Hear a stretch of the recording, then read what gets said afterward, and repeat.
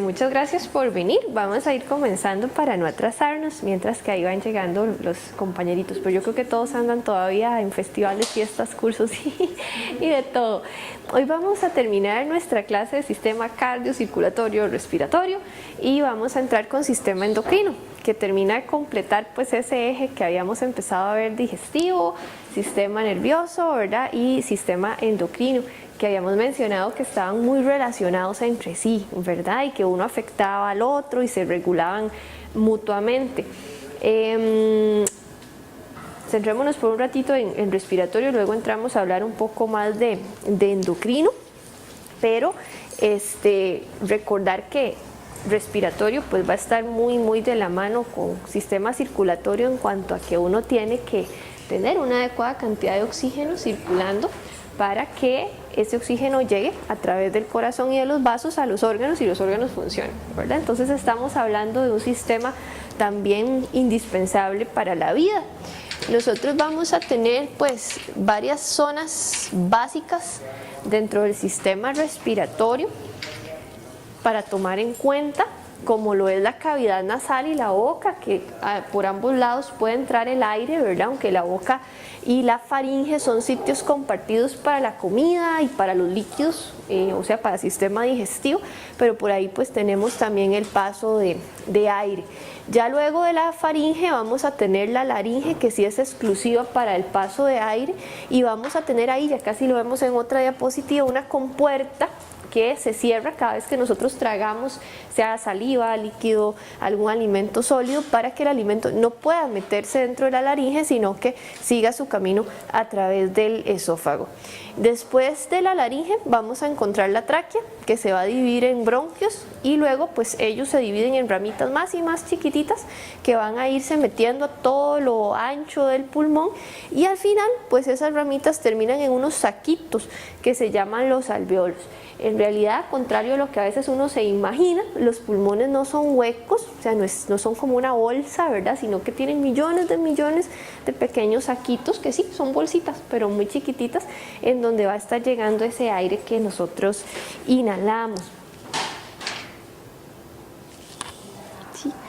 Y justamente en esos saquitos es donde hacemos aquel intercambio gaseoso que veíamos la vez anterior, donde hay un montón de vasitos capilares que están llegando y donde vamos a depositar el CO2 de las células y a tomar el oxígeno que viene del aire. Vamos a ir viendo todas estas partes un poco más en detalle. Por ejemplo, acá tenemos esa primera parte de la nariz, en donde si la abrimos, ¿verdad?, una de las fosas nasales, vamos a encontrar algunos sitios, algunas barreras mecánicas para que a través de la nariz no se vaya a meter ninguna partícula, por lo menos grande. Y además, en toda esta mucosa que tenemos adentro, tenemos muchos glóbulos blancos, principalmente los linfocitos, aquellos que vimos la vez pasada, que si nosotros respiramos algún virus o alguna bacteria, esos glóbulos blancos van a intentar combatirla para que no se nos vaya a hacer una infección en las áreas más internas del tubo respiratorio, ¿verdad?, o del sistema respiratorio. Entonces, pues ya desde esta primera entrada en la nariz vamos a tener esos sistemas, y si respiramos por la boca, recordamos que habíamos visto la vez anterior las amígdalas, que también tenían esa función, ¿verdad? Solo que esa función se aplicaba a la parte respiratoria y también a los alimentos que entraban por la boca. Un detalle de estas zonas que llamamos cornetes es que a alguna gente se le pueden inflamar y se le cierra la nariz, ¿verdad? La gente con rinitis se les inflaman mucho estas zonas internas, les pican, producen secreciones. Esto es muy frecuente, ¿verdad? Gente que tenga problemitas acá, y normalmente cuando se produce rinitis es que dentro del cuerpo hay una reacción inflamatoria o alérgica a algo, sea algo que se está respirando o algo que se come constantemente, y que con el tiempo pues va generando esa base inflamatoria, glóbulos blancos que siempre están activos, que siempre están produciendo anticuerpos, reaccionando contra cosas que en realidad no son nocivas, como puede ser un alimento o el polvo o el pelo de un gato, que en realidad no va a pasar de la nariz, pero a veces el sistema reacciona muy fuerte a estas cosas, a un condimento, a una toxina también. Entonces, muchos casos de rinitis se pueden tratar revisando, sea con exámenes de sangre, sea con mediciones kinesiológicas, ¿verdad? Si uno es sensible o hipersensible a algún alimento y eliminarlo, ¿verdad? O haciendo ayunos, desintoxicación, eliminando toxinas, se alivia mucho esto. De hecho, es interesantísimo como cuando se hace un ayuno, y tal vez a alguien acá le ha pasado, que si hacemos limpieza o ayunos, empezamos a secretar mucha mucosidad, ¿verdad? Y eso es porque el sistema está botando toxinas también a través de la nariz. A uno le agarra como una especie de rinitis mientras que lo hace. Otra cosa que sí puede estar sucediendo es que estemos generando una reacción a algo que estemos respirando. Es típico el polvo, el moho, ¿verdad? Cuando uno hace limpieza o saca libros viejos o cosas viejas, que respira el moho y te pica la nariz, o estornudamos y demás. Y también a pelos de animales o a caspa de animales. Para esto también podemos hacer... ¿Qué te encontraste? Bichillo. También para esto podemos hacer algunas técnicas de desensibilización. Hay médicos que te inyectan, ¿verdad? En pequeñas cantidades esas sustancias, ¿verdad? El gato, el pelo, etcétera, para que el cuerpo genere reacciones y se vaya sensibilizando. O bien lo podemos hacer también con medicinas bioenergéticas, ¿verdad? De empezar a trabajar ciertos puntos del cuerpo para perder la hipersensibilidad a esto. Hay técnicas para hacerlo. Bueno, esto que tenemos aquí es como si hubieran agarrado la cabeza de alguien y la parten, ¿verdad? De arriba para abajo. Quitamos un pedazo de la cara y nos queda el interior de la cavidad nasal. Aquí está todo esto. Estas cositas que están aquí como ganchitos están representando esos cornetes que acabamos de ver en la diapositiva anterior. Entonces todo esto sería el interior de la nariz y las dos fosas nasales. Esto que está con verde está representando la órbita de los ojos, ahí están metidos los ojos, y bueno, ya que arriba en esta cavidad estaría el cerebro. Esto es para que nos demos una idea de las estructuras que están ahí a la par de la nariz, porque ahí justamente hay unas estructuras muy importantes como estas que vemos acá, esta, que son los senos, donde a uno le da sinusitis, ¿verdad? Cuando se le inflaman. Estos son los famosos senos. Son orificios que están en los huesos de la cara y que sirven como caja de resonancia de la voz, como si fuera un parlante que tiene como una caja hueca para dar volumen. Pues para eso sirven ellos, pero como tienen conexiones con la nariz, precisamente para que por ahí entre y salga el aire, a veces se meten microbios o se meten esas partículas a las que somos alérgicos y ellos se van a inflamar y pueden secretar mucosidades y llenarse de mucosidades, y es donde a uno le empieza a doler la frente, le empieza a doler la cara, ¿sí? Y pues nos damos cuenta que tenemos una sinusitis, y casi siempre los tratamientos consisten en sacar los fluidos que tenemos ahí. Entonces hay que descongestionar la nariz con aceites esenciales, con antialérgicos, con lo que queramos, ¿verdad? Inhalando manzanilla y empezar a sonarse para botar las secreciones. Eventualmente, si aquí entra un microbio y se hace una infección, puede ser necesario ya algún tipo de antiséptico, de antibiótico, la plata coloidal, medicamentos, árbol de té, ¿verdad? Inhalado, lo que queramos accesar para esto. Pero bueno, esto era para presentarles los senos y también contarles que acá cerquita de los cornetes superiores nosotros vamos a tener las terminaciones nerviosas de aquel famoso primer par craneal o primer nervio que habíamos visto hace tiempo cuando estudiamos sistema nervioso, y que era el encargado de viajar a la nariz y recoger las sensaciones olfativas. Entonces en esta zona es donde tenemos esas terminaciones nerviosas, de manera que la nariz también se comporta como un órgano de los sentidos, que por cierto es muy importante. Los que conocen algo de aromaterapia lo saben, porque el sentido del olfato está directamente conectado con el cerebro. Habíamos visto que ese nervio se originaba en la pura corteza cerebral y los olores van a generar un efecto, un impacto inmediato dentro del sistema límbico de las emociones y dentro del sistema nervioso autónomo, simpático o parasimpático. Entonces, a través de la aromaterapia podemos controlar órganos, podemos regular órganos, podemos regular también hormonas, podemos regular emociones, ¿verdad? Si conocemos bien cómo utilizar a favor nuestros los olores. Bueno, y por aquí abajo ya quedaría la boca, ¿verdad? Ahí se ven las muelillas. Vamos a ver otra imagen de los senos.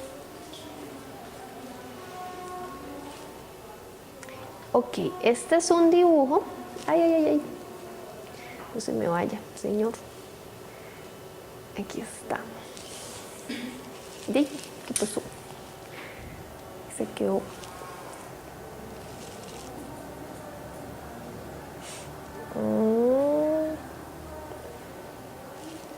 Ahí se le ocurren cosas raras, ¿saben? Ok, ahí está.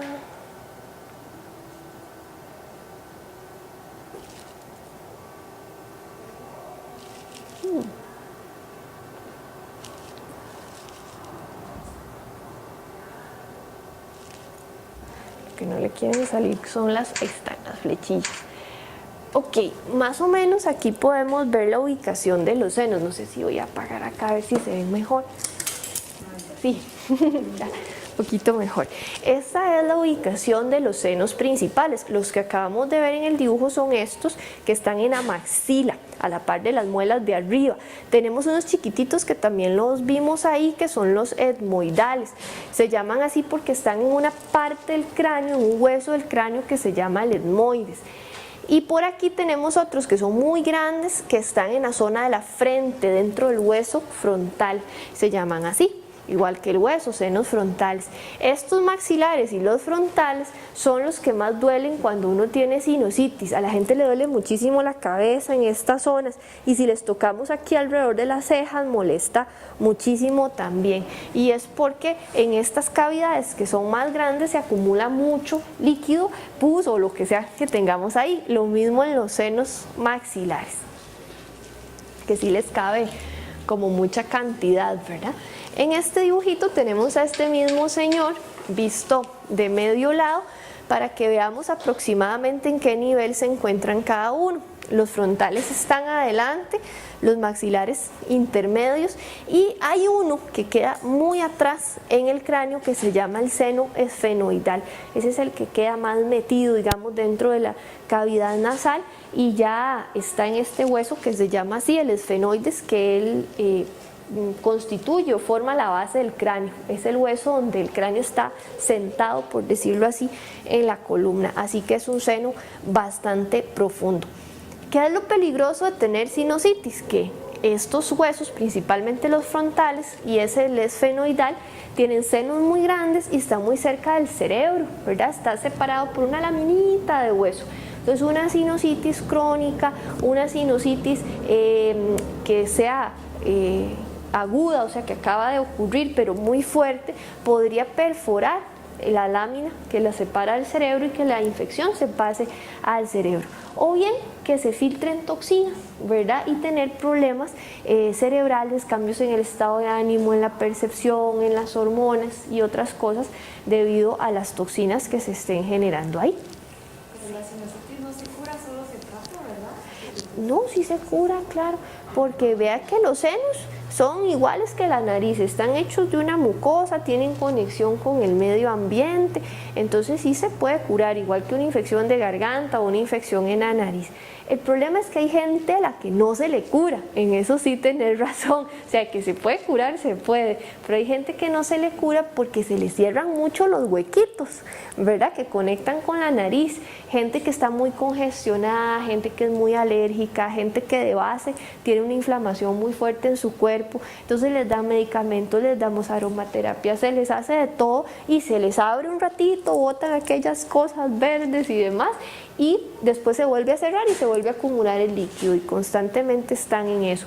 Le sucede mucho a los fumadores también por los irritantes del cigarrillo, ¿verdad?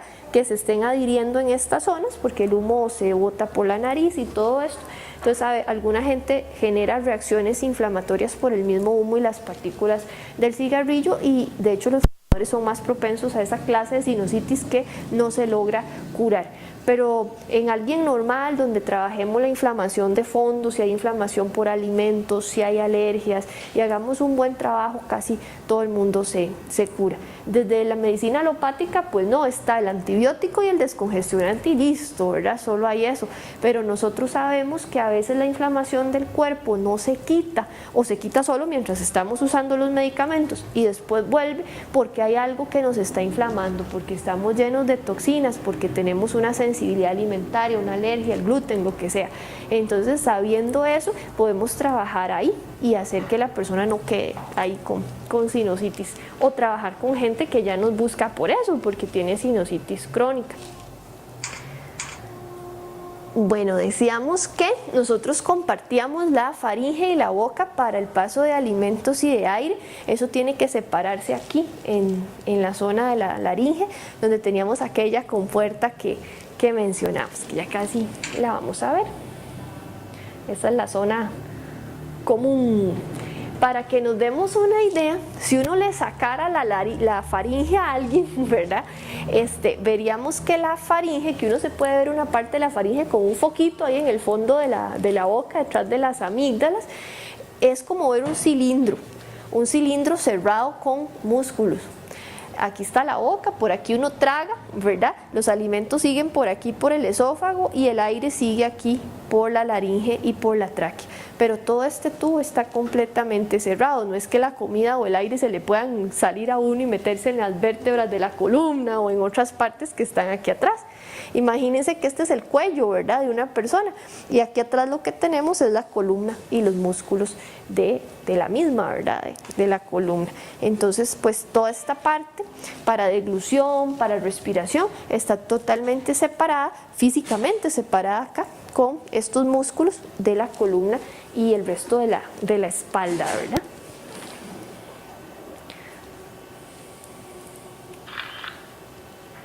Esos son los músculos o los nombres de los músculos que están haciendo esa separación, ese cilindro, y esos músculos tienen otra función aparte de separar, ¿verdad?, los espacios, que es producir contracciones para que cuando nosotros deglutimos, cuando tragamos, la comida pueda bajar eficientemente hasta el esófago.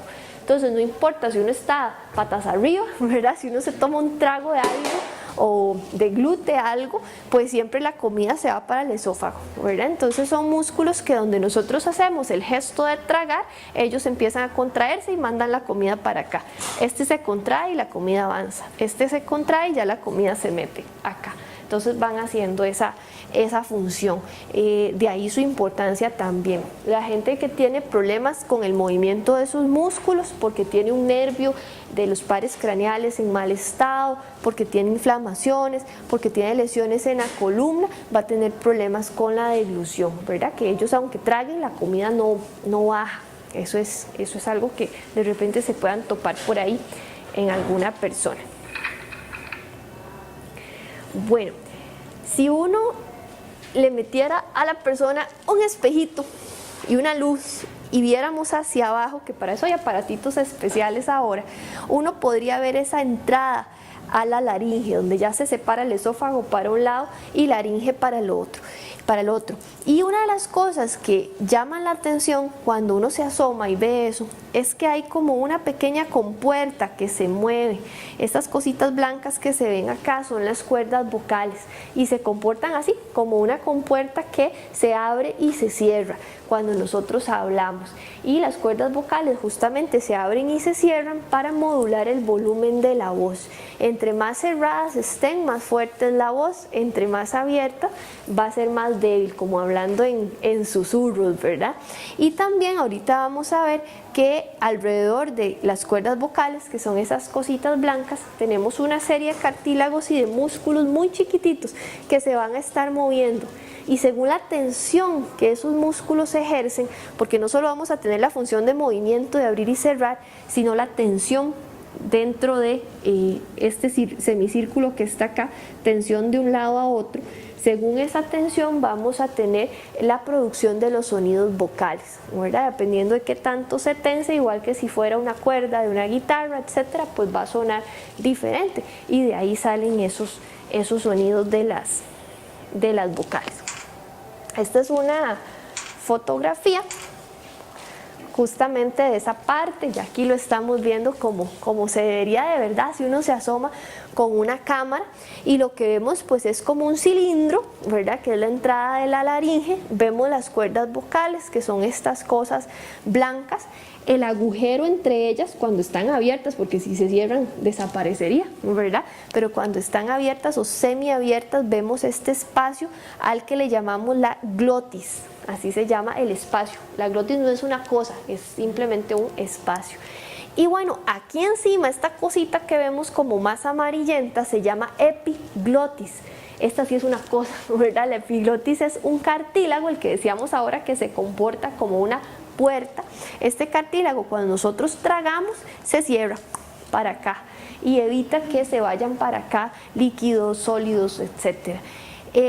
Uno no puede tragar y hablar al mismo tiempo, ¿verdad? Cuando esto está cerrado y el aire no puede pasar por aquí, uno no puede emitir sonidos. Tenemos que esperar a que se vuelva a abrir la epiglotis para poder vocalizar. Entonces, o tragamos o hablamos. Cuando uno hace las dos cosas al mismo tiempo por accidente, a veces se le va comida para acá, ¿verdad? Porque a veces estamos con un pedazo de algo en la boca y hacemos así para hablar, y donde jalamos aire para mover las cuerdas vocales, se va muy rápido un pedazo de comida o agua o líquido, y no le da tiempo a la epiglotis de cerrarse, y es ahí donde la gente a veces se atraganta, ¿verdad? Y si el sólido es muy grande, hay gente que se muere por eso, porque se le mete ahí y le bloquea, no hay forma de sacarlo y deja de respirar, ¿verdad? Entonces sí, hay muchos accidentes con eso. Entonces mejor no hablar con la boca llena, decían las abuelas, ¿verdad? O saber primeros auxilios para poderle hacer a la gente aquella cosa, ¿verdad?, de la maniobra de Heimlich, que era ponerse por detrás y presionar el abdomen, porque cuando hacemos eso fuerte estamos empujando todos los órganos contra el diafragma, estamos a la vez empujando los pulmones, y el aire que uno tenga en los pulmones normalmente sale despedido, ¿verdad?, por todos los bronquios, la tráquea, la laringe, y ¡plá!, se sale el objeto. Eso sí, si uno le va a hacer eso a alguien, tiene que darle con ganas, no importa si le quiebra una costilla, ¿verdad?, porque si no se va a morir. Entonces se pone uno detrás y ¡plá!, ¿verdad?, con todo el alma, como decimos, pretendiendo que en esa primera vez le salga el objeto y quiebre el vidrio, ¿sí? Porque ¿qué pasa si uno lo hace con mucho miedillo? Ya, le sacas un poquito de aire y no sacas el objeto, le das otra vez, le sacaste un poquito de aire y no le sacaste el objeto, y después ya no le queda aire para empujar el objeto. Entonces hay que hacerlo bien. Sería importante buscar algún video en internet, la maniobra de Heimlich con H, ¿verdad? Heimlich,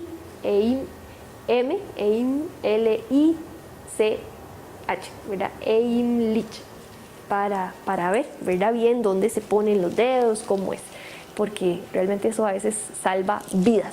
Bueno, aquí tenemos las cuerdas vocales parcialmente cerraditas, ¿verdad?, cuando estamos hablando, cuando estamos produciendo algún sonido. Entonces ellas van a estarse moviendo según el volumen y la entonación que queramos darle al sonido. Y bueno, por ahí ya tenemos la laringe, cómo se vería ella por delante. Sigue siendo una especie de cilindro y está hecha de cartílagos. Tenemos un cartílago muy grande acá que se llama el cartílago tiroides, no confundirlo con la glándula tiroides, como ellos están cerquitas se llaman igual, pero la glándula tiroides es un tejido blando, una glándula hormonal. Este señor es un cartílago. Y bueno, este cartílago tiroides tiene como una protuberancia que se siente acá, que es lo que conocemos como la manzana de Adán, que cuando uno deglute sube y baja, ¿sí? Entonces si uno toca esa cosita, la famosa manzanita de Adán, estamos tocando esta parte del cartílago tiroides. Y él se mueve cuando hacemos la deglución, porque por detrás está pasando la comida, se están contrayendo todos aquellos músculos, entonces eso genera toda una serie de movimientos en los cartílagos, porque los cartílagos, bueno, tenemos varios y ellos son independientes entre sí, están unidos por membranas, ¿sí? Como por ejemplo este cartílago de aquí abajo se llama el cartílago cricoides y está unido a través de una membrana aquí con el tiroides, pero están sueltitos, ¿verdad? Entonces ellos se mueven mucho cuando cuando vocalizamos, cuando deglutimos, cuando tosemos, uno siente que todo eso se le mueve. El cartílago tiroides está colgando de un hueso que se llama el hueso hioides. Ese hueso uno casi nunca lo ve o no se acuerda de él porque es un huesito muy chiquito, parece como el hueso de una alita de pollo, ¿verdad? Y está aquí debajo de la mandíbula, como metido dentro de la mandíbula, el hioides. Uno de hecho, aunque intente meter los dedos ahí, no lo logra sentir, aparte que es muy delgadito, entonces aunque uno lo toque no lo percibes. Y de ahí sale esta membrana de donde prácticamente está colgando el tiroides, luego sale esta otra membrana de donde cuelga el cartílago cricoides y ya luego sigue la tráquea, que la tráquea es un poquito más durita, está hecha de cartílagos más pequeños con pequeñas membranas entre cada uno de ellos, pero no tiene tanta movilidad como estos señores de acá, como esos cartílagos. ¿Cuál es la función de ese hioide? Sostener. No solo eso, en el hioides, digamos, de aquí para abajo sirve para sostener, pero aquí arriba, como él está debajo de la mandíbula, él sirve como inserción de músculos. Nosotros aquí en el piso de la boca tenemos una serie de músculos que sirven para mover la mandíbula, para masticar, para mover la lengua, sacar la lengua, volver a meter la lengua. Y esos músculos se insertan en él, solo que se insertan aquí arriba, ¿verdad? Entonces el hioides tiene esa otra función porque aquí debajo de la mandíbula tenemos músculos que están pegados a la mandíbula, pero atrás no tendrían a dónde pegarse porque ya ahí sigue la faringe y todo eso. Entonces la naturaleza inventó ahí un huesillo que era este. Es como flotante, sí lo es. Él aquí de las esquinas se sostiene a través de un ligamento de esta parte acá del hueso temporal. El hueso temporal es este gran hueso que baja aquí y nos forma el conducto auditivo. Entonces, no sé si ustedes han visto que uno atrás del oído tiene como una pelota de hueso dura, donde se insertan estos músculos grandes de acá. Ahí de esa pelota de hueso sale un ligamento que sostiene aquí el hioides, en esta parte, aquí y aquí. Entonces en realidad él también está como colgando de este otro hueso, ¿verdad? Es como una fila de cosas ahí guindando. Pero bueno, ya entre todos los ligamentos, las fascias, los músculos que están aquí, este otro ligamento, pues él se mantiene ahí bastante bien en su lugar. Pero sí vean que tiene otras funciones. Una pregunta con respecto a eso de la posición y todo. Ajá. ¿Qué es lo que pasa cuando una persona, digamos, normalmente no se muerde, pero de repente 4 días seguidos se está mordiendo el mismo lado? ¿De la lengua o del labio o algo así? Eso puede pasar por muchas cosas, ¿verdad? Desde que uno ande atarantado, ¿sí? Nervioso, donde uno no coordina bien los movimientos, problemas de lateralidad, cuando uno energéticamente está también muy desbalanceado, especialmente cuando tienes problemas de que usas mucho un lado del cuerpo, el lado tal vez dominante, más mental, que para la gente que es derecha es más el hemisferio izquierdo y no estás usando mucho el derecho. O no has hecho mucho ejercicio, gente que vive mucho en la cabecita, a veces se les coordina el cuerpo, entonces gente que se anda tropezando, que se anda mordiendo la lengua cada rato, ¿verdad? Porque está perdiendo la atención y la coordinación. Casi siempre son problemas nerviosos, gente que está muy ansiosa o gente que está con problemas de lateralidad más energéticos, más sutiles, digamos. Sí, o bueno, también hay gente que tiene problemas neurológicos, gente que tiene inflamado un nervio o que tiene un accidente vascular, un infarto en el cerebro y pierde la coordinación, también puede pasar, pero si la persona en general se ve sana, no está perdiendo otras funciones y es nada más que se muerde mucho o que tiene tics, casi siempre es su ansiedad o esta parte de lateralidad. Sí. Bueno, aquí estamos viendo a estos cartílagos cómo son por dentro. Por lo menos la mayoría de ellos. Aquí estamos viendo como de medio lado y como si hubiéramos cortado aquí un pedacito de este cartílago tiroides para poder ver adentro. Aquí tenemos el huesito hioides que normalmente daría la vuelta así, ahí lo hemos cortado y esta es la parte delantera del cartílago tiroides. Vean que él forma una especie de semicírculo, pero él no termina de cerrarse aquí atrás no hay cartílago. No hay ningún hueco tampoco porque ahí están aquellos músculos constrictores, ¿verdad? Cerrando el cilindro. Pero el cartílago como tal llega hasta acá. Vean que aquí adentro del tiroides es donde están las cuerdas vocales, que son estas. Y estas están agarraditas al frente, aquí del tiroides. y por detrás están sujetas de dos cartílagos más chiquititos que se llaman los cartílagos aritenoides. Estos cartílagos aritenoides se mueven porque hay varios músculos aquí entre ellos que no están en el dibujo, pero ellos se van a mover. Y cuando ellos se mueven, las cuerdas vocales se abren o se cierran. Y si estos cartílagos se hacen hacia atrás, las cuerdas vocales se tensan, ¿sí? Aumentan la tensión. Interesante.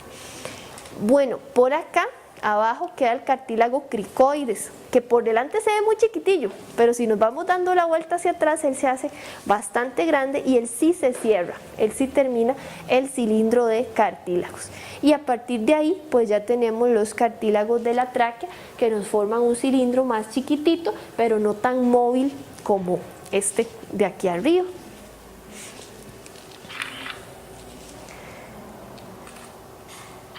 Ahí estaban las cuerditas vocales y la membrana que ya habíamos mencionado. Bueno, ¿qué pasa con la tráquea, verdad? Vamos a sacarle también todas las cositas. La tráquea, más o menos a nivel de la vértebra T3 en la columna, más o menos por aquí, se divide en dos bronquios, en dos tubos, uno para cada pulmón. Se llaman los bronquios primarios. Y el punto donde se dividen le decimos la carina, carina con C, ¿verdad? No como Karina, el nombre con K. El bronquio izquierdo es más largo que el derecho es más cortito pero es más ancho, este es más delgadito. Y esto es porque el pulmón izquierdo es más pequeñito que el derecho y solo tiene dos lóbulos, por lo tanto este bronquio tiene que avanzar más para encontrar el pulmón.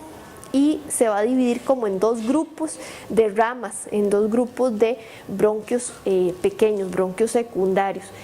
El derecho, el pulmón es bastante más grande y tiene tres lóbulos, entonces vamos a tener que ese bronquio se divide en un grupo de bronquios secundarios arriba, otro acá en el medio y otro acá abajo para alcanzar las tres partes de ese pulmón. ¿Cuál es el pulmón que es más grande? El derecho. Ya casi. Primario derecho más pequeño. Más corto, pero más ancho. ¿Sí? No hay ninguno que sea más pequeño porque el derecho es más corto, pero más ancho, y el otro es más largo, pero delgadito. Exactamente. Bueno, aquí estamos viendo cómo sería un pulmón por dentro, ¿verdad? Por dentro un pulmón está lleno de ramas. Y ojo que aquí en el dibujo solo estamos viendo divisiones de los bronquios, cómo ellos se ramifican una y otra y otra y otra vez. Y no olvidemos que allá adentro también están los vasos sanguíneos, ¿se acuerdan de las arterias y las venas pulmonares? Que también entraban y se iban dividiendo y dividiendo hasta llegar también a esos mismos saquitos a hacer el intercambio. Entonces en realidad gran parte de la masa de un pulmón son puros tubos, ¿verdad? Ya sea los bronquios o los vasos sanguíneos. Tubos transportando cosas, y una pequeña parte del pulmón en realidad son los saquitos donde hay espacios para hacer el intercambio de gases. Esto que tenemos ahí es cómo se ven los bronquios dibujados en una radiografía. Esto no se hace comúnmente para que a alguien le salgan los bronquios así tan pintados, tan visibles. En una radiografía tiene que inyectársele un medio de contraste para que se dibujen, ¿verdad? Esto no se hace normalmente, pero en una radiografía normal, corriente, se ven por lo menos los más grandes, como estos, como los de aquí. Ya los más chiquititos para acá no se ven tan bien, ¿verdad? Como se pueden ver esos. Bueno, y así tenemos el dibujo. No sé si ahí se nota poco en realidad, pero el pulmón izquierdo aquí como que le falta una zona que el derecho sí tiene, ¿verdad? Entonces él tiene un poquito menos de volumen. Aquí sí vemos ese concepto que hablábamos de que un pulmón está hecho de puros bronquios y bronquiolos, que está hecho de venas pulmonares, que está hecho de arterias pulmonares, y casi que solo por aquí en la periferia y en los espacios que quedan es donde tenemos esos saquitos llenos de aire. Y bueno, este es un pulmón, específicamente el derecho, visto desde la parte central, de la parte más interna, la cara que está más cercana a la columna, y vemos cómo a él se le dibujan acá algunas estructuras, como aquí el corazón, la cúpula del diafragma y por acá el esófago. Los pulmones son muy esponjositos porque ellos están básicamente hechos de estos saquitos y de puros tubos, ¿verdad? Que igual son esponjosos, son flexibles. Entonces, si uno sacara un pulmón y lo ve, pues tiene marcadas estas otras estructuras vecinas que tenemos ahí. Ahí tenemos algunas de las partes del pulmón. Tenemos aquí el lóbulo inferior, vean la división acá, lóbulo medio, por aquí está la división, y todo esto, lóbulo superior. Esta zona del centro es donde entran y salen los vasos sanguíneos y los bronquios, ¿verdad? Y normalmente a esa zona del centro se le llama el ilio del pulmón, el sitio de entrada y salida de estructuras. Este que tenemos aquí es el izquierdo. Él es más chiquitito porque tiene básicamente estos dos lóbulos. Aquí tenemos el inferior, de aquí para abajo, y todo este aquí, de aquí para arriba, sería el superior. Y él tiene una gran zona donde no hay pulmón, donde a propósito está metido ahí el corazón, ¿verdad? El corazón de uno, pues lo tenemos en el centro, pero tiene el ventrículo izquierdo viendo hacia la izquierda. Entonces todo este espacio es para esa zona izquierda del corazón. A veces uno dice que es que el corazón está a la izquierda y no, o sea, en realidad él está en el centro. No sé si recuerdan los dibujitos, pero sí tiene una curva, una punta que se mete hacia la izquierda. De ahí esa creencia de alguna gente que está a la izquierda, pero es solo una parte, la que se sale, digamos. Bueno, aquí estamos viendo el diafragma solito, ¿verdad? Que es un músculo que se va a insertar a lo largo, alrededor de todas las costillas inferiores, y básicamente divide toda la cavidad torácica de la cavidad abdominal. El diafragma pues no solo sirve como división, ¿verdad? Sino que también, al ser un músculo, él es capaz de contraerse, y cada vez que él se contrae y las fibras se hacen más chiquititas, el diafragma baja. Y cuando el diafragma baja, crea un vacío acá dentro del tórax. Es como que uno chupara en una pajilla, ¿verdad? Y entonces los pulmones van a bajar también. Y como los pulmones están bajando, casi que el diafragma los está chupando, ¿verdad? En el vacío, los pulmones van a atrapar aire, van a jalar aire también por vacío. Entonces es bien interesante que el diafragma es el músculo principal, salud, de la respiración, y al bajar nos crea un vacío que jala el pulmón hacia abajo, y dentro del pulmón, en todos los conductos de los bronquios, se crea también un vacío, ¿sí?, que va a jalar el aire a través de la nariz y de la boca. Por eso cuando uno mueve el diafragma, uno no tiene que hacer esfuerzo para meter el aire, simplemente el aire entra. Más bien a veces uno tiene que hacer esfuerzo para que salga, ¿verdad? Pero no tanto para que entre. No solo el diafragma hace esto, nosotros también tenemos músculos entre las costillas. Aquí los tenemos pequeños musculitos entre una y otra costilla, y además tenemos a los músculos pectorales menores, que están debajo de los pectorales grandes, que cuando ellos se contraen me jalan las costillas hacia adelante.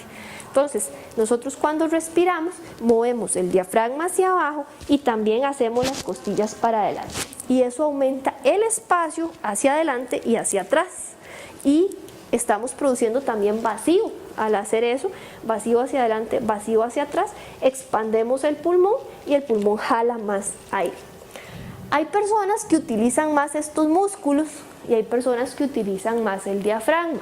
Yo me atrevería a decir que la mayoría de las mujeres usamos mucho estos, porque nos dicen de chiquillas que metamos la panza y saquemos arriba, ¿sí? Es un tema como muy social, y de hecho uno empieza, se va y se mete en yoga o lo que sea, y le dicen que respire con el diafragma, uno ni siquiera lo siente, uno como, ¿qué es eso? ¿Cómo es respirar con el diafragma? Y cuando usted encuentra el diafragma y dice así, mira, ahí está, ahí lo medio lo siento, le duele a uno como si estuviera todo tieso, ¿verdad? Bueno, a mí me dolió un montón, y haciendo los ejercicios, pues de ahí uno lo va expandiendo, pero cuesta, ¿verdad?, a veces identificarlo. En el caso de los varones es variado, ¿verdad? Si hay chicos que tienen pancilla y que andan así metiendo la pancilla, a otros no les importa mucho, pero en realidad el músculo más poderoso para respirar es el diafragma, es con el músculo que uno no se cansaría respirando. Con estos músculos que son más chiquitos, si pretendemos llenar los pulmones solo con estos, nos cansamos, perdemos energía. Además vamos a tensar mucho todos los músculos que están alrededor, los del cuello, haciendo el esfuerzo. Entonces pues eso nos da más tensión en los músculos aquí arriba, en el pecho, las famosas costocondritis, que a uno le duelen los cartílagos aquí, que uno no sabe ni por qué, y que es algo que justamente por esto le sucede más a las mujeres. Hay gente que llega al hospital, es que tengo una punzada, qué horrible, es un ataque al corazón y no sé qué, y lo que le está doliendo es el pobre cartílago que está ahí todo maltratado. Puede ser por estrés o por otras cuestiones que generen contractura muscular, pero una razón puede ser esta, ¿verdad? De estar respirando siempre así. Bueno, ¿estamos bien con respiratorio? Sí, bueno. Señorita. A un niño que le ha dado costocondritis, ¿le puede ayudar entonces ejercicios de respiración para que empiece a usar el diafragma? Sí, le ayuda mucho. Sí, señora. Bueno, vamos entonces con sistema endocrino. Sí, que el sistema endocrino es bastante interesante porque hay muchos problemillas aquí, ¿verdad? A ver qué pasó con la cosa. Tran, tran.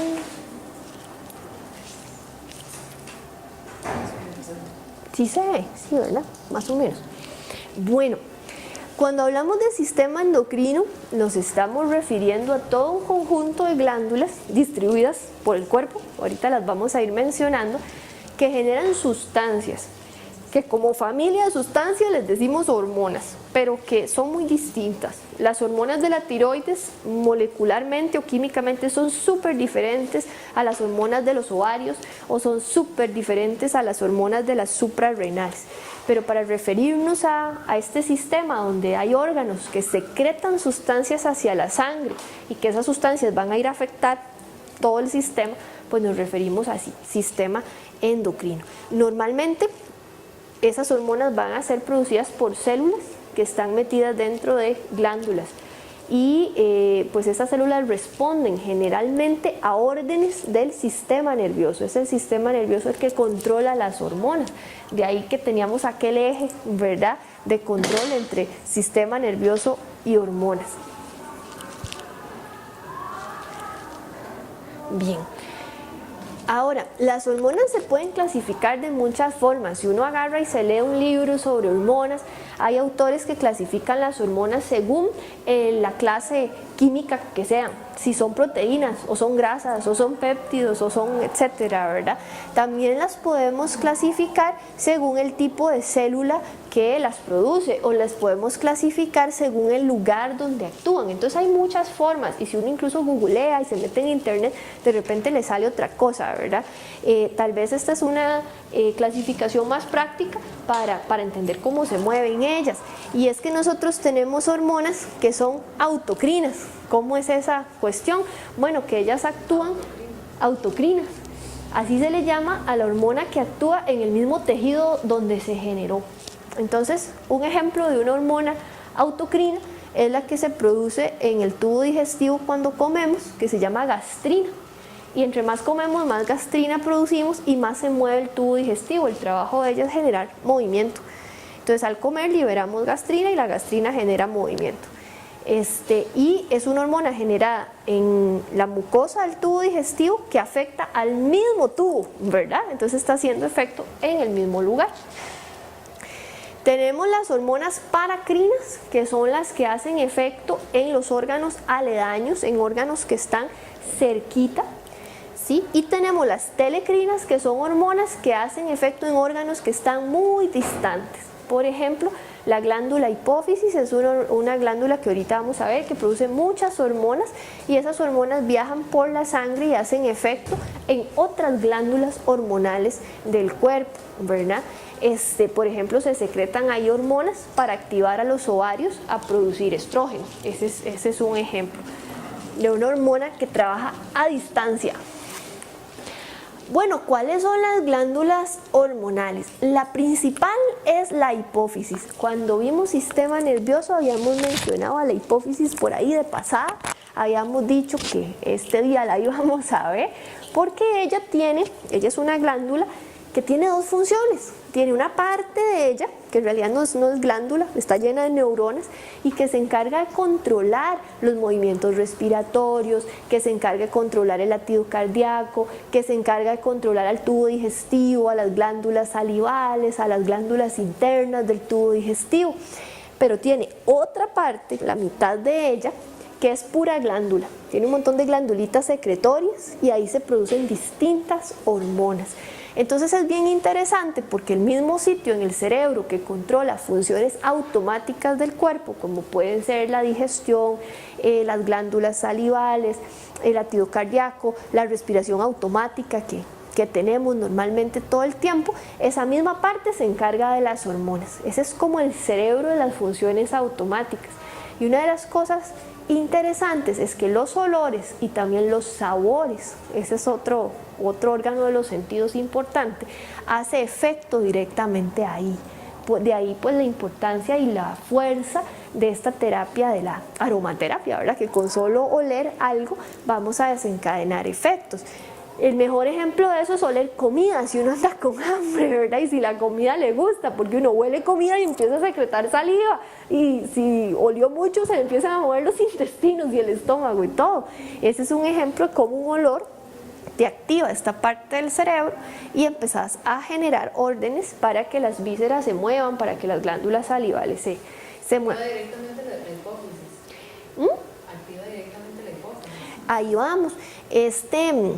Esta glándula, el hipotálamo, como decíamos, pues tiene esa función más neurológica, que trabaja a través de neuronas que tienen conexiones con los órganos, pero decíamos que ella tenía una parte que es glandular y que produce hormonas. ¿Y a dónde van a ir esas hormonas?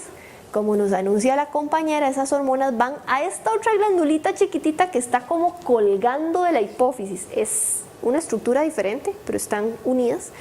Y esta famosa hipófisis recibe las órdenes del hipotálamo y ella responde generando otras hormonas.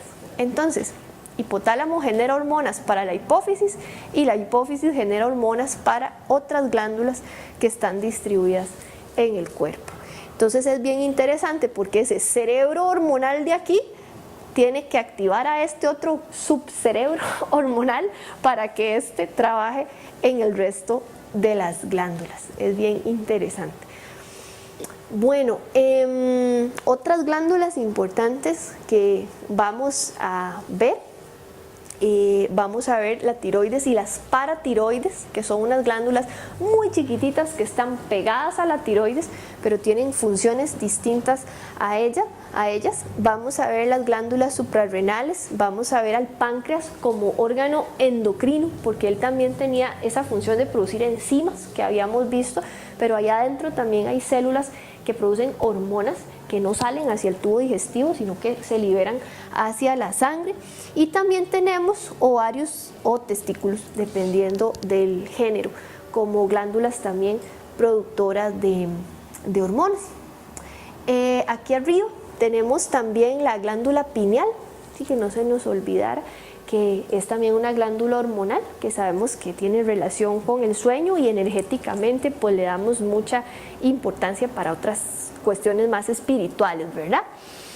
Bueno, hablemos un poquitito del hipotálamo. Él es parte del encéfalo, está metido dentro de las estructuras nerviosas, es parte de nuestro sistema límbico, que fue la última parte de la clase de neurología que vimos, donde el sistema límbico es el que controla las emociones.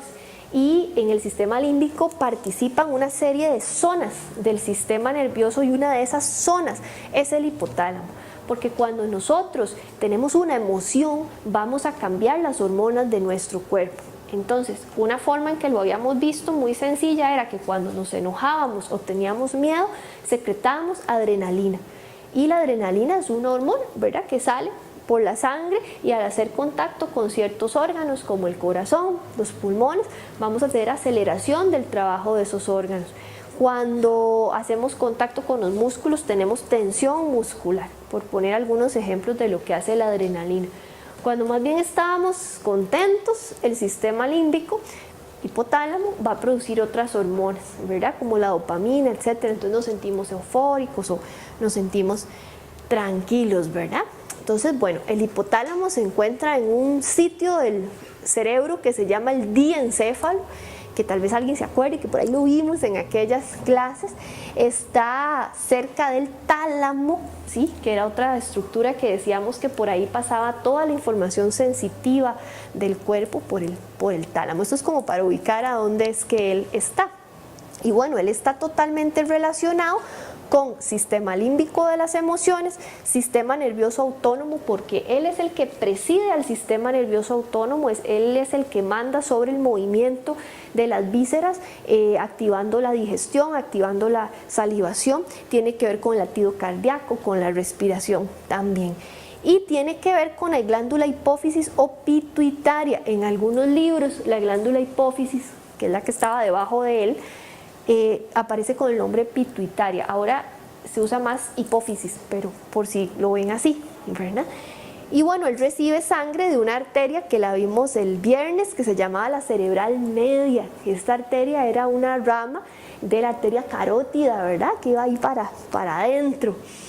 Y bueno, el hipotálamo, si uno lo viera, si uno lo pudiera sacar, veríamos que está lleno de grupos de neuronas, parece como un racimo de uvas, de grupitos de neuronas, y cada grupo de neuronas se hace cargo de una función en particular. Entonces algunas es de la digestión, otras son productoras de hormonas que van a ir a la hipófisis, etcétera, ¿verdad? Cada zonita va a estar dividida en partes. Por ejemplo, para que tengamos una idea de cómo se llaman esas partes, en la zona más anterior del hipotálamo tenemos algunos grupos de neuronas que tienen estos nombres: núcleo paraventricular, núcleo supraóptico, núcleo supraquiasmático.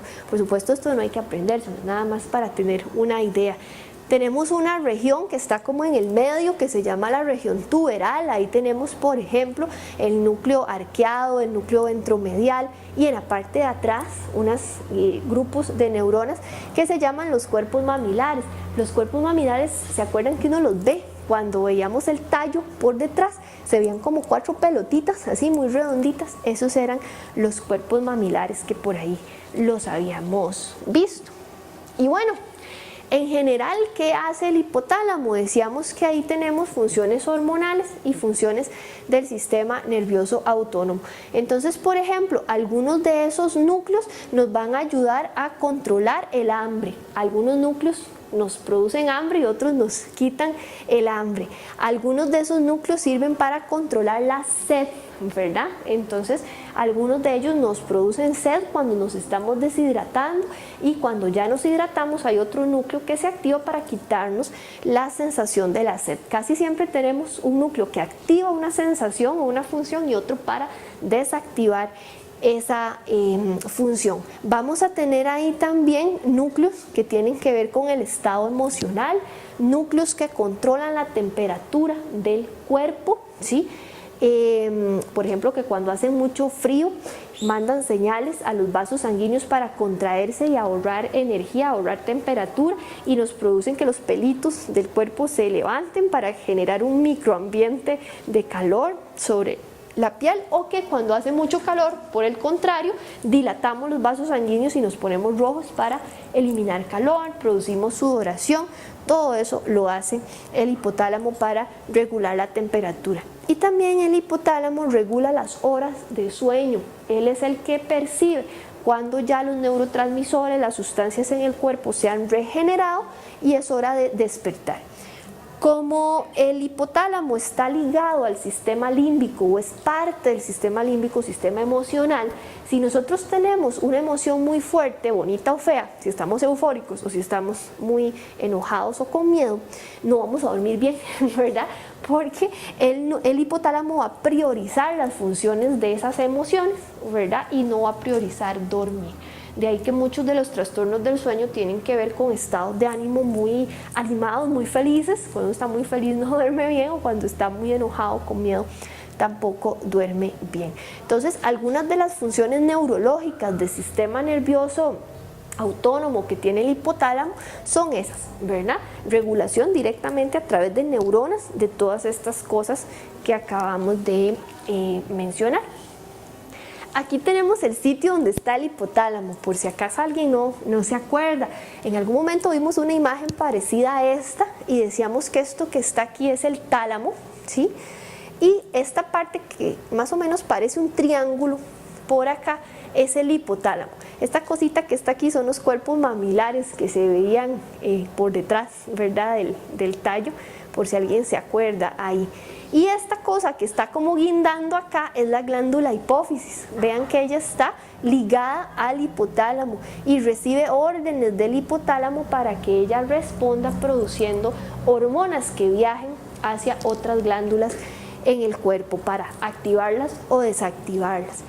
Acá en el dibujo sí se muestra cómo el hipotálamo está hecho de pequeños grupos de neuronas y cada uno de esos grupos sirve para funciones variadas, ¿verdad? Como las que vimos ahora, ¿verdad? Cada uno de ellos sirve para una de estas funciones. Bueno, ejemplos de hormonas que se producen en el hipotálamo. Vean que si uno ve los títulos de las hormonas, todas las hormonas del hipotálamo o se llaman hormonas liberadoras de algo, ¿sí? O se llaman hormonas inhibidoras de algo, ¿verdad? Para empezar por ahí. Entonces vean esta, por ejemplo, esta se llama hormona liberadora de tirotropina. Estas son las siglas en inglés de ese nombre, ¿verdad? Porque a veces ya cuando uno se las sabe es más fácil poner las siglas porque tienen nombres grandísimos. Vean esta otra, hormona liberadora de corticotropina. La tirotropina es una hormona, la corticotropina también. Entonces, ¿qué interpreta uno aquí de las hormonas del hipotálamo? De ahí que él produce hormonas para producir otras hormonas. Sí, ese es su trabajo. Son como las enzimas, ¿no? Sí, que trabajan en cascadas. Y que aceleran como otros procesos. Sí, que una activa a la otra y la otra a la otra y ahí va la cosa. Aquí se funciona muy parecido, ¿sí? A algunos grupos de enzimas, correcto. ¿La TRH es la hormona, no? Sí, TRH es una hormona que va a tener que ver con la tiroides. Vean la historia. El hipotálamo llega y produce hormona liberadora de tirotropina, que se llama TRH, en siglas, ¿verdad? Esa tirotropina va a ir a la hipófisis, que era la glandulilla esa que parece un frijol que está guindando ahí abajo. Y esa glándula responde, cuando le llega esto, generando otra hormona que se va para la tiroides y activa la tiroides. Entonces vean qué cadena, ¿verdad? Entonces el hipotálamo le avisa a la hipófisis y la hipófisis le avisa a la tiroides. Entonces el hipotálamo lo único que hace hormonalmente es eso, generar las hormonas que liberan a otra hormona en la hipófisis para que esa hormona libere a otra hormona en una glándula. O bien al revés, ¿verdad? Tenemos también hormonas inhibidoras. Entonces, cuando el hipotálamo detecta que ya se cumplió la función que se necesitaba en el cuerpo, porque acuérdense que el hipotálamo está en el cerebro y se da cuenta de todo. Entonces, cuando ya se cumplió la función, se va a secretar una hormona inhibidora para que la hipófisis deje de secretar la hormona que estaba activando a una glándula. No sé si me doy a entender. ¿Sí? Bien. Entonces, ¿qué hace en realidad el hipotálamo? Y es el presidente de las hormonas, ¿verdad? Él es el que decide, según las necesidades que está percibiendo el cerebro, cuándo se ocupa o ya no se ocupa más una hormona. Y tiene sentido que el hipotálamo esté en el cerebro, porque el cerebro es el que se da cuenta si hace frío, si hace calor, si ya se generó el ciclo menstrual o no, si estamos en fase de crecimiento, si ya crecimos lo suficiente, se da cuenta si estamos comiendo, se da cuenta, y eso de comer es importante porque cuando comemos hay que liberar insulina, por ejemplo. Entonces se da cuenta de lo que pasa y de ahí pues libera estas hormonas para ir a colaborar con los procesos que están sucediendo y libera las hormonas inhibidoras cuando ya se terminó el proceso. Y que si siguiéramos liberando las mismas hormonas, más bien tendríamos un exceso de funcionamiento, que eso nunca va a ser bueno, ¿verdad? En ningún tipo de órganos. Entonces, por ejemplo, hormona inhibidora de la prolactina. Ahora vamos a ver que la prolactina tiene que ver con la lactancia materna, tiene que ver con el amor hacia los hijos o el amor entre amigos, ¿sí? La famosa prolactina. Las gonadotropinas tienen que ver con hormonas de las gónadas, y las gónadas eran o los ovarios o los testículos según el género, y eso se controla desde arriba. Por eso es que, ejemplo, un animal en la sabana africana que no tiene comida y que lo están persiguiendo los depredadores, inhibe las gonadotropinas. El hipotálamo sabe que está en peligro y que no es el momento de aparearse ni de tener crías, ¿verdad? Entonces inhibe esto, él no va a producir eso para que el animal no tenga deseo sexual, no se aparee, y si se aparea no pueda generar crías, ¿verdad? Entonces, naturalmente el cerebro interpreta lo que pasa y decide si un proceso es apropiado o no. De ahí que si uno aplica estas cosas al ser humano, uno dice, hey, tal vez gente que esté con problemas de fertilidad pudiera ser estrés. Pueden ser otro montón de cosas, pero una causa podría ser estrés y que el ambiente se imagine lo que es real. Entonces de repente uno desde afuera dice, pues esa persona tiene todas las condiciones bienísimo y para tener hijos o para X proceso vital, pero la persona inconsciente o mentalmente piensa o percibe que no es así, ¿verdad? Y entonces va a generar un problema hormonal que tiene exacerbado, o sea, muy activo o muy inactivo un proceso X, ¿verdad? Que está generando un problema y que tal vez la persona ni se explica por qué le esté pasando eso. Interesante esa cosa de las hormonas. Bueno, la hipófisis era la otra glandulilla que estaba ahí debajo del hipotálamo. Está metida dentro de un pedacito de hueso que se llama la silla turca. La silla turca curiosamente está exactamente encima del seno esfenoidal, aquel donde había un orificio de estos de resonancia de la voz. Ahí encima está la silla turca. Vimos que está unida al hipotálamo y ella se divide en dos. Ahora vimos que ella tenía como dos colores. Vamos a poner el dibujito otra vez. Ven, tiene como dos colorcitos. Esta parte que está aquí se llama la neurohipófisis, porque ella lo que recibe acá es conexión neurológica, son neuronas, axones de neuronas que vienen para acá. Y esta parte, sí, se llama adenohipófisis. Adeno quiere decir glándula, porque aquí sí tenemos glándula pura, ¿verdad? Aquí llegan las hormonas y activan la glándula. No tenemos axones, no tenemos conexión neuronal con esta parte. Estos son detallillos nada más. Bueno, ¿qué es lo que hace? Pues recibir información del hipotálamo, inhibidora o excitatoria, cualquiera de las dos, o para que él deje de producir una hormona o para que la produzca, una de dos, ¿verdad? Y bueno, pues él lo que hace es enviar otras hormonas por la sangre a las demás glándulas del cuerpo, igual para activarlas o para desactivarlas cuando ya no se necesita esa función. Bien, recordemos nada más dónde estaba.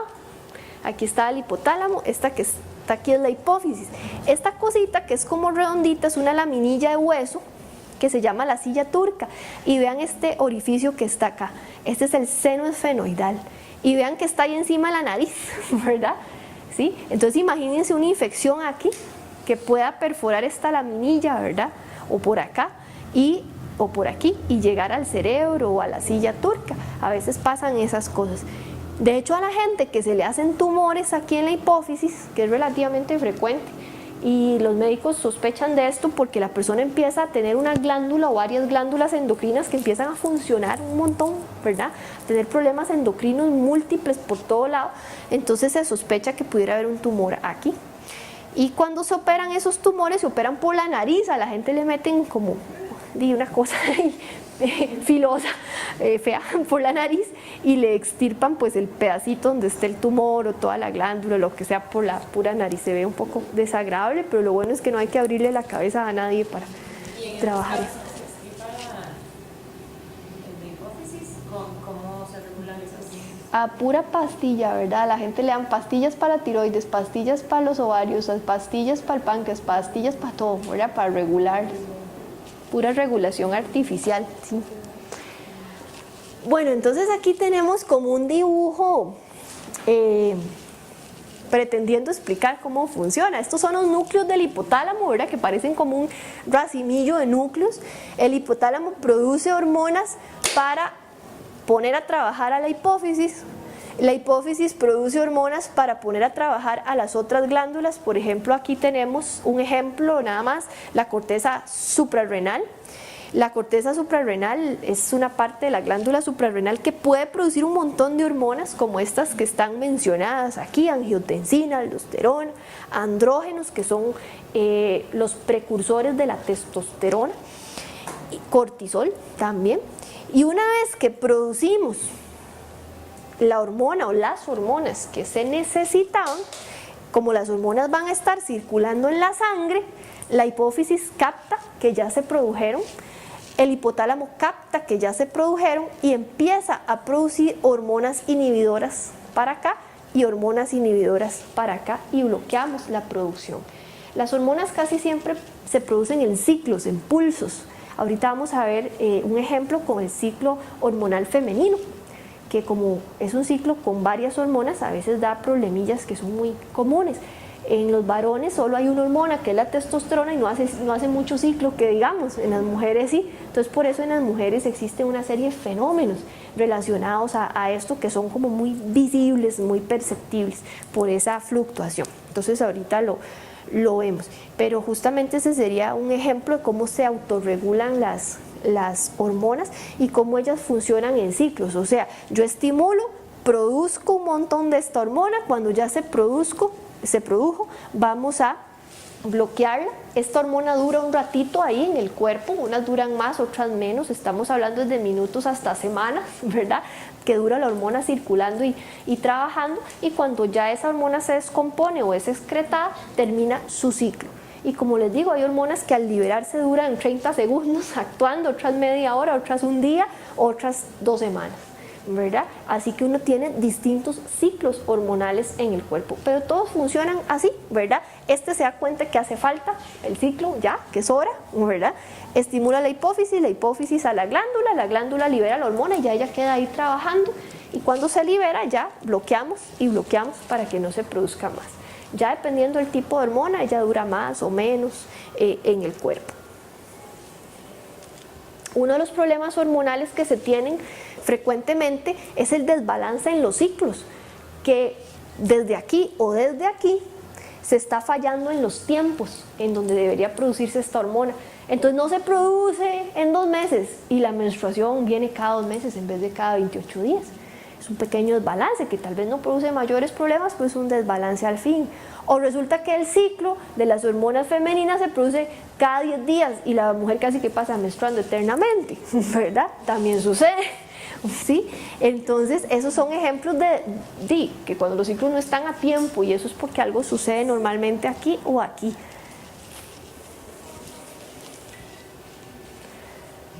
Bueno, ¿cómo se llaman las hormonas que produce esta señora hipófisis, verdad? Bueno, cuando el hipotálamo produce TRH, aquí lo que tenemos son las siglas, pero al que le interesa saber qué era, se puede ir a la filmina anterior, ¿verdad?, para relacionarlo. Pero cuando uno ve T, se acuerda de tiroides, ¿verdad? Entonces, el hipotálamo produce TRH, que es la hormona estimulante de tirotropina, y venimos a la hipófisis y la hipófisis produce TSH. ¿Y la TSH qué va a hacer? Si seguimos el camino, ahora vamos a ver que ella va para la tiroides y incentiva a la tiroides o hace que la tiroides libere hormonas tiroideas. La CRH, la C es de córtico, y córtico se refiere a corteza suprarrenal, suprarrenales. Entonces el hipotálamo produce esta y la hipófisis responde produciendo ACTH, adrenocorticotrophic hormona, ¿verdad? Hormona. Eso es todo, no hay que aprendérselo, insisto, porque el interés de las siglas están en las diapositivas. Entonces, ¿a dónde? Esta va a ir a la glándula suprarrenal y va a estimular la corteza suprarrenal, que ya ahorita vemos que se produce ahí, ya casi vamos para allá. Ahí se producen un montón de hormonas. Esta GnRH y GHRH, esta G tiene que ver con gónada, gonadotrophic hormone, algo, ¿ok? Entonces, ellas van a ir a la hipófisis para producir LH y FSH y también GH, que ya casi vamos a ver para qué sirven esas cosas, pero tienen que ver con la función de ovarios y testículos. Ajá, por ahí va. ¿Sí? Sí, señor, por ahí va. Somatostatina, que se produce en el hipotálamo, va a ir para la hipófisis y va a producir GH. La G aquí es de grow, de crecer, hormona del crecimiento. Esto se produce muchísimo en los niños y adolescentes, pero en los adultos que ya no crecemos más, también se produce en ciertas cantidades para mantener el tejido muscular y para mantener los huesos, ¿sí? Porque el tejido muscular y los huesos constantemente los estamos perdiendo. Por ejemplo, el día que uno no comió proteínas, empezó a usar las proteínas del músculo. El día que uno se fue a correr la maratón, dañó proteínas. El día que uno no comió verdes y no tiene calcio, usó el calcio que hay en los huesos. Entonces son tejidos donadores de nutrientes cuando uno no se los come. Entonces siempre tiene que haber una hormonita por ahí que esté haciendo que cada vez que comemos los nutrientes se regeneren esos huesitos y esos músculos. Esta hormona va bajando con la edad, entonces ya después de los 45, 50 añitos, ya casi no tenemos hormona del crecimiento, ¿sí? ¿Y qué pasa con las personas? Empiezan a perder su tejido muscular. Los adultos mayores les cuesta mantener su musculatura, tienen más grasa en porcentaje que músculos y en parte es por esta razón. Y empiezan los problemas de la osteoporosis, que uno con osteoporosis piensa más en las mujeres porque hay otra hormona involucrada ahí, que es el estrógeno. Pero en los varones también ocurre la osteoporosis, solo que tal vez no es tan visible ni tan rápida como en las mujeres, pero sí ocurre por la falta de esta hormona, pero se va dando poco a poco, en cuestión de 10, 20 años, en vez de en 5 años, como pasa con las señoras. Bueno, en la hipófisis se produce PIH, que es la hormona estimulante para la hipófisis, para que se produzca la prolactina, que es la encargada de hacer que se produzca leche, ¿sí? Y que también está encargada de los sentimientos de protección, ¿verdad? Con los bebés y toda esta cuestión. Esto se produce en esta parte de la hipófisis donde hablamos de que la hipófisis es una glándula, ¿sí? Adenohipófisis, y en aquella parte que le llamábamos neurohipófisis, que estaba pegada a través de neuronas al hipotálamo, ahí lo que se produce es ADH y oxitocina. La ADH es una hormona precursora de otra hormona que tiene que ver con la diuresis. Aquí la D significa diuresis, que es orinar, ¿sí? Resulta que esta hormona tiene que ver con regular la cantidad de agua que uno bota por la orina y tiene que estar bien regulada, porque si no, o acumulamos líquido o botamos más líquido de la cuenta y nos deshidratamos.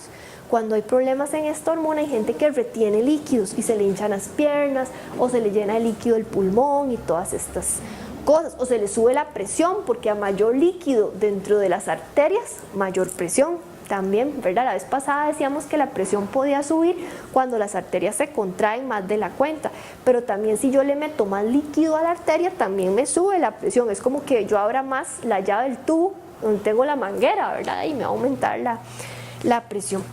Aquí también se produce oxitocina, ¿sí?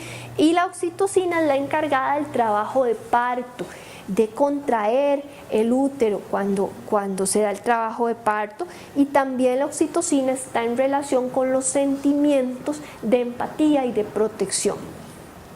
Entonces oxitocina y prolactina tienen que ver con eso.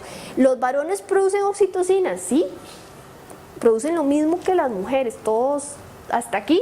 Hormonas hasta aquí en hombres y mujeres, hipotálamo, hipófisis, producimos lo mismo. ¿Por qué? Porque los varones también sienten empatía con sus amigos, amigas, empatía y amor y protección con los niños, ¿verdad? Con sus hijos.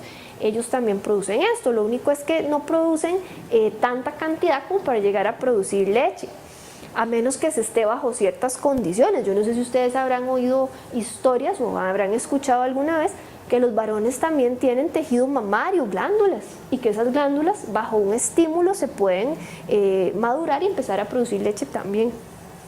No será algo muy común, pero puede suceder. Y si existen excesos en un varón que le dé un tumor en la hipófisis y produzca un exceso de esto, empieza a salirle leche, ¿verdad?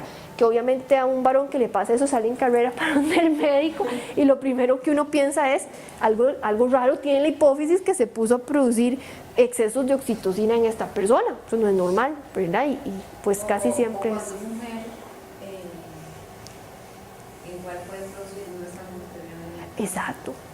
¿Sí? Mujeres que no están en periodo de lactancia y empiezan a producir leche, lo primero que uno piensa es un tumor en la hipófisis, que la hipófisis aumentó su tamaño y está produciendo excesos de hormonas, entre ellas esa, ¿verdad? La prolactina, oxitocina. Cuando por un medicamento se da eso, Sí, ¿es porque el medicamento causa un daño a la hipófisis o simplemente es temporal?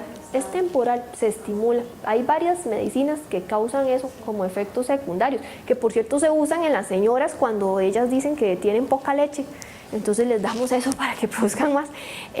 Dentro de las plantas medicinales, el carao, bueno, habría que pasarse tomando carao todo el día, pero el carao hace eso. De hecho, si ustedes tienen alguna señora que quiere dar más leche, pues que tome mucho carao. Y eso le estimula a la hipófisis para producir prolactina. Sí, en una persona que no esté dando de mamá, yo nunca he visto que le salga leche por el carao, pero en teoría podría pasar, pero tendría que ser bastante. Bueno.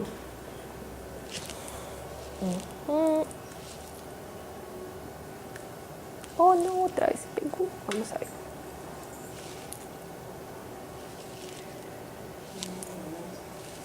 Aquí sí sigue avanzando, pero ahí arriba no. Vamos a ver. ¡Tarán!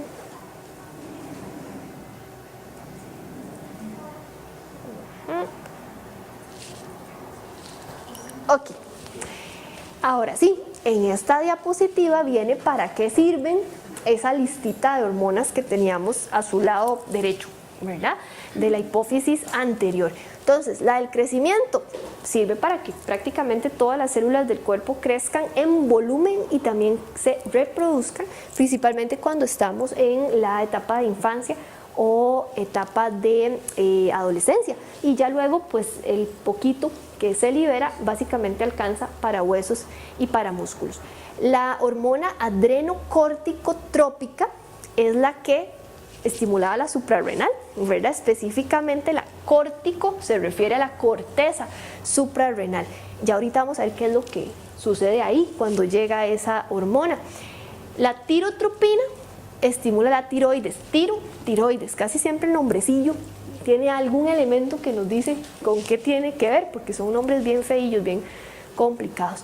Y la folículo estimulante, que era la FSH, sí, F de folículo, la S de estimulante en inglés y la H siempre es de hormona, va a inducir o a estimular el crecimiento de los óvulos, ¿sí?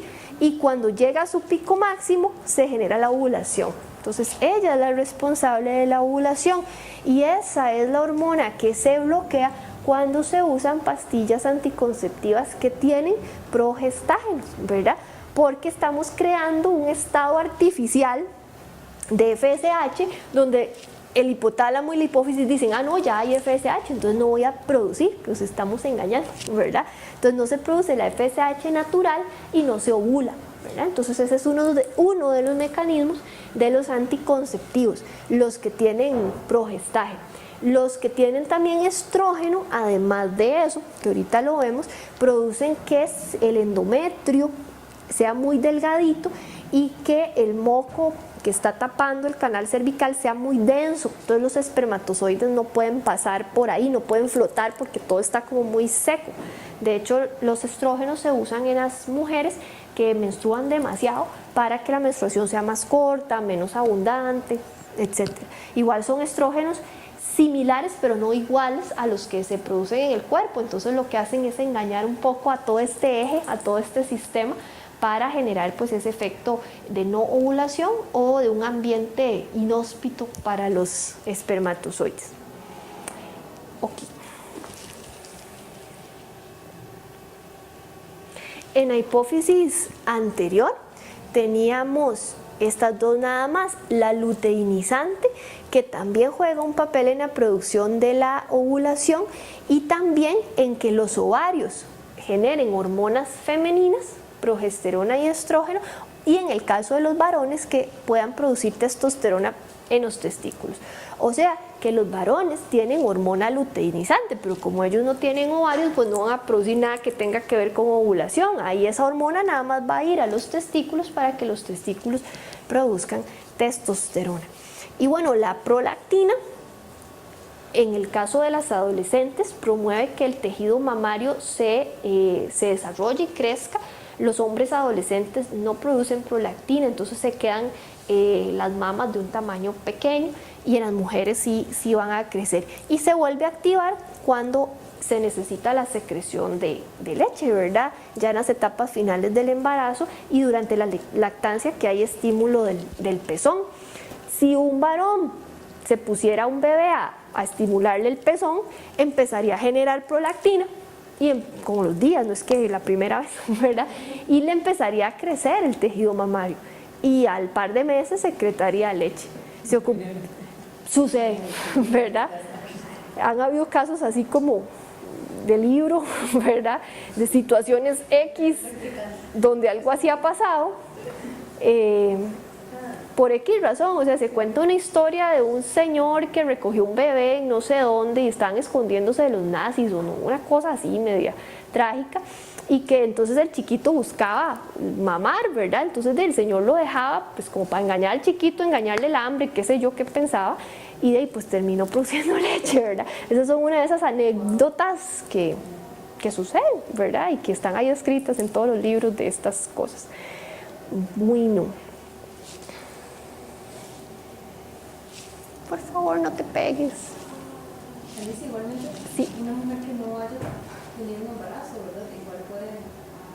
Sí, bajo un estímulo continuado, sí, va a terminar por producir ese pico de prolactina necesario para generar la leche, sí.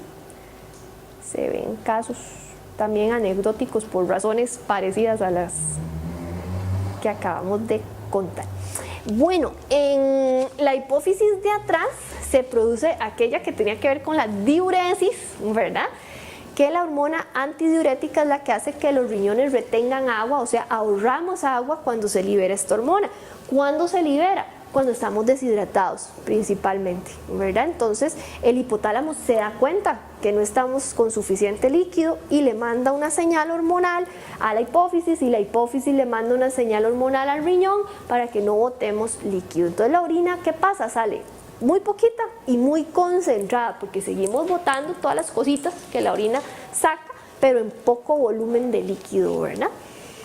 Bueno, y la oxitocina, encargada de contraer el útero, y también las celulillas de las glándulas mamarias para eyectar la leche, ¿verdad? Entonces, cuando el chiquito también empieza a mamar en el pezón, se libera la oxitocina para que las glandulitas se contraigan. Por eso uno puede ver en las mujeres que a veces después de que el chiquito termina todavía siguen saliendo como chorritos, ¿verdad? De leche, porque todavía está activa esta hormona que a los minutos ya se va bajando y se deja de producir por lo menos la expulsión de la leche así en chorritos. Eso normalmente sucede cuando hay bastante leche. La oxitocina a nivel del sistema nervioso límbico promueve sus lazos, ¿verdad? Lazos de amistad, lazos de empatía, lazos de cuidado con los bebés, y se produce tanto en hombres como en mujeres cuando uno está en contacto con amigos o con bebés, aunque el bebé no sea de uno, ¿verdad? Termina uno, como dicen, enamorándose del bebé o cuidando al bebé, y es porque uno empieza a liberar oxitocina, así sea el papá o no sea el papá. Entonces sí es verdad que la gente puede amar a un bebé que no es suyo, ¿verdad? Como si fuera suyo, porque la interacción, el interactuar le hace liberar la oxitocina. Bueno, ya vimos a esos dos que son como los regentes de las hormonas, del resto de las glándulas.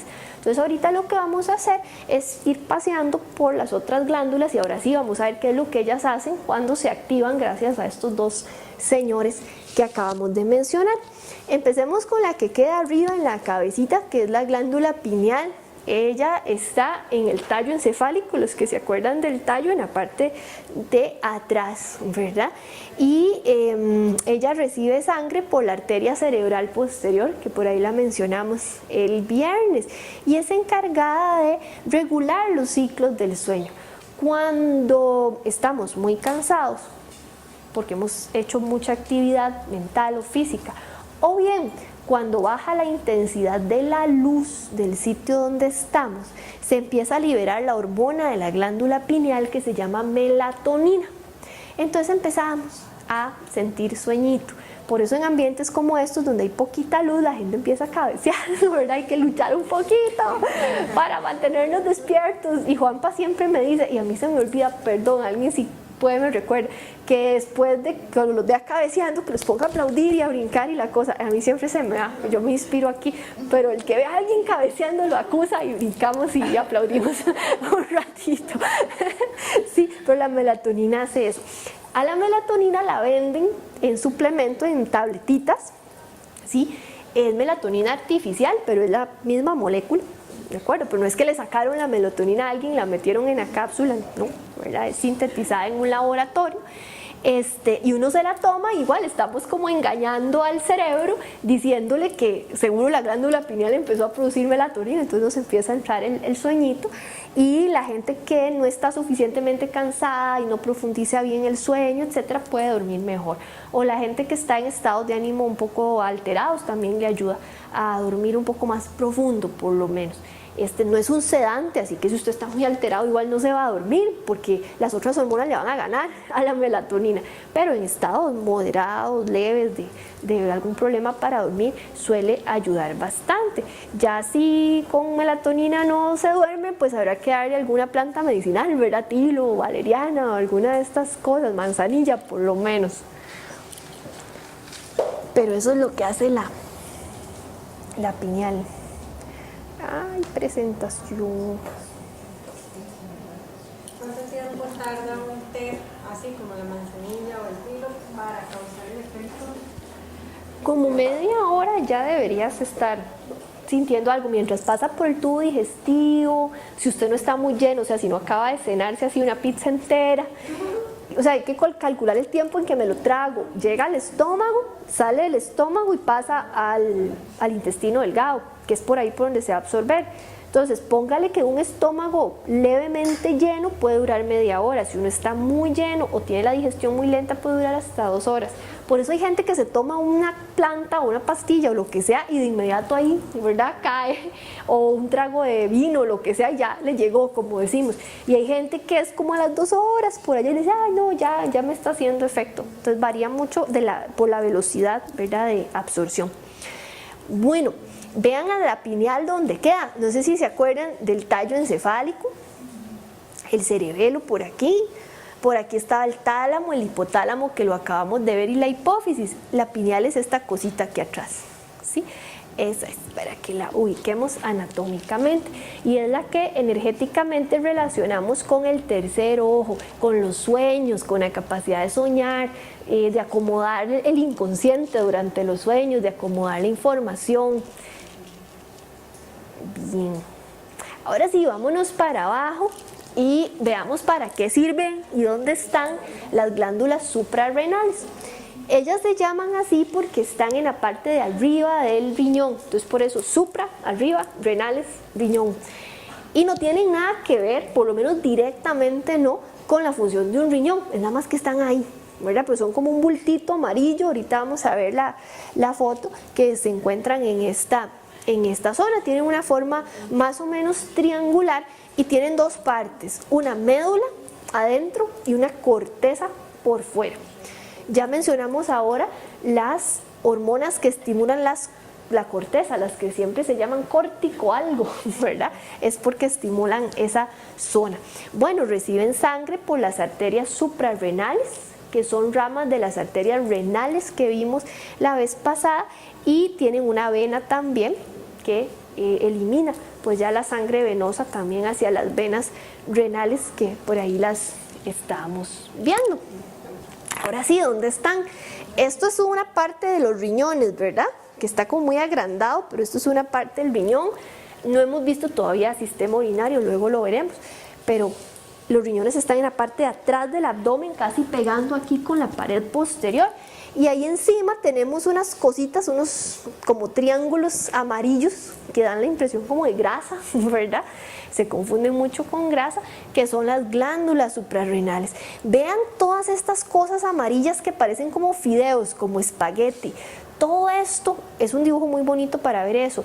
Todos estos son nervios del sistema nervioso autónomo, que cuando vimos neuro vimos que ellos forman como una enredadera ahí en la zona central del cuerpo, y lugares como estos son los que forman los chakras, ¿verdad? Los movimientos de energía, porque vean el neuronero que hay aquí.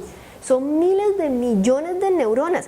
Todas las neuronas que están diseminadas por la cavidad abdominal superan en número a las neuronas del cerebro. Uno a veces solo piensa en el cerebro, pero hay más neuronas en toda la cavidad abdominal. Y los lugares donde ellas se reúnen así, en ganglios, son los lugares donde si usted pone un péndulo o le toma una foto con cámara de estas para el aura y toda la cosa, pues le va a salir ahí un centro de energía grandísimo, porque estas células están despolarizándose constantemente. Entonces el péndulo se le va a mover y en la foto le va a salir otro color, y es por eso, no es nada así esotérico, rarísimo, ¿verdad? Es un tema energético básico, normal. Solo que a nivel de medicina alopática no les ha interesado a nadie desarrollar máquinas y cosas para estar midiendo estas actividades.